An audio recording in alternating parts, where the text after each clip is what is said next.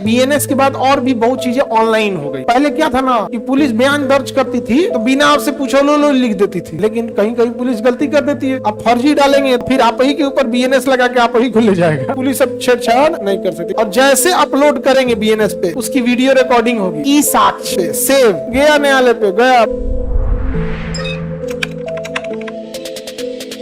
हमारा जो केस लड़ा जाता है Indian penal code, Indian penal code, ये कब आया था? 1861। ये थोड़ा पुराना हो गया था, तो अभी 2023 में हम लोगों ने इसका नाम रख दिया है भारतीय न्याय संहिता, बीएनएस, भारतीय न्याय बीएनएस। और ये पुराना नाम क्या था? आईपीसी। क्या नाम था?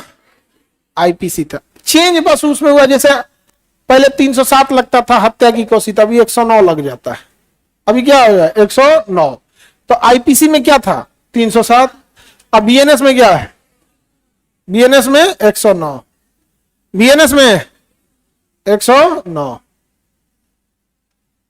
आगे बढ़े।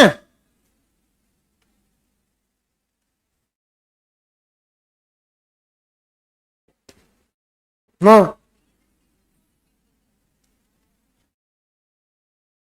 भारतीय न्याय संहिता बीएनएस हो गया। तो ये क्या है? उसी में अपडेट है। उसमें क्या है? अपडेट। क्योंकि 1861 की कोई चीजें रहेंगी उसमें अपडेट करना जरूरी हो जाता है। और चीजें बीएनएस के बाद और भी बहुत चीजें ऑनलाइन हो गई है।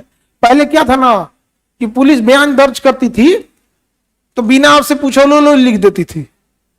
अब ऐसा नहीं है, लेकिन कहीं कहीं पुलिस गलती कर देती है। तो अगर आदत है पुराना आईपीसी धो के कहीं लिख दी, अब बीएनएस में बदल गया है। जा जा जा जा, ऐसा तो ना होगा, ऐसा ना होगा। अगर बयान लिखवाना है तो ओकरे हाथ से लिखवाइए। अब पहले वाले में तक बस साइन, आप ना ऐसे नहीं उसको वो अपने हाथ से लिखेगा। और दूसरा, उसकी वीडियो रिकॉर्डिंग होगी, और वीडियो रिकॉर्डिंग आपके कैमरे की गैलरी से नहीं होगी। हर पुलिस वाले को एक एप्लीकेशन दिया गया है जिसका नाम है ई साक्ष्य। क्या नाम है? अब ये आप डाउनलोड करेंगे तो आपसे पूछेगा कि आपका सर्विस नंबर क्या है। तो आपको तो नौकरी नहीं करते हैं, तो सर्विस नंबर आपको पता कहां रहेगा? आप फर्जी डालेंगे तो आधार उधार से मैच करेगा, और फिर आप ही के ऊपर बीएनएस लगा के आप ही खुले जाएगा। समझे? तो आप अगर पुलिस में है तो आपको वो दे दिया जाएगा, ई साक्ष्य मोबाइल में एप्लीकेशन डाउनलोड कर देंगे और आपके आईडी से वो हो जाएगा। अब किसी से बयान लेना है तो ई साक्ष्य पे जाएंगे और उसका ऑन करके कहेंगे अब जो बोलना है बोलिए। जो बोलेंगे तो वो एप्लीकेशन में है कि उस टाइम का रियल टाइम रिकॉर्ड करेगा, किस जगह पर है उसका देशांतर, अक्षांश, जीपीएस लोकेशन सब बताएगा। अब हो गया है बीएनएस। और जैसे अपलोड करेंगे बीएनएस पे सेव, चला गया वो न्यायालय पे, गया न्यायालय पे गया, पुलिस अब छेड़छाड़ नहीं कर सकती। किस पे चल गया? न्यायालय में चला गया, ई साक्ष्य पे। किस पे चला गया? ई साक्ष्य पे चला गया।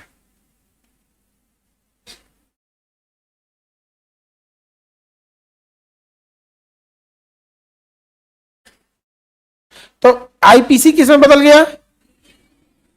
इसी का पुराना नाम उर्दू में पहले होता था, कानून वगैरह बहुत सारी चीजें उर्दू में होती थी, तो इसे कहते ताजीराते हिंद।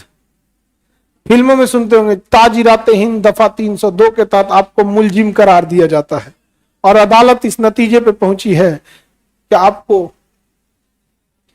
फांसी पे लटकैले छोड़ दिया जाए 2 साल तक। हाँ दूसरे कंकाल बन जाएगा। तो मूवी वगैरह में देखे होंगे उर्दू। अच्छा, उर्दू मुसलमानों की भाषा नहीं है, किसी भी मुस्लिम देश में उर्दू बुझाता नहीं है किसी को। उर्दू हिंदुस्तान की भाषा है, मुसलमानों की भाषा अरबी है, अबीबी। तो वो वाली भाषा है। उर्दू कैसी भाषा है? इंडिया की भाषा है, लेकिन उसको लपेट दिया तो कैसे? मुसलमानों की भाषा। मुसलमानों की भाषा नहीं है। उर्दू एक्चुअली मिक्स है, हिंदी, फारसी, संस्कृत सब मिला के उसको मिला दीजिए तो खिचड़ी हो जाएगा, उर्दू हो जाएगा। यही वजह है कि आप बोलचाल में 60% उर्दू यूज करते हैं, लेकिन आपको पता नहीं चलता है। जैसे अगर इसी को हिंदी का हम बोले तो हम ये बोल सकते हैं 60% तक आप उर्दू वाक्य का प्रयोग करते हैं किंतु कदाचित आपको आभास नहीं होता है, यह है हिंदी। इसी को हम उर्दू में बोले थे, ज्यादातर 60% आप उर्दू यूज करते हैं लेकिन आपको पता नहीं चलता, यह है उर्दू। अभी जो बोले थे वो क्या था? हिंदी। आपको कदाचित आभास नहीं हुआ।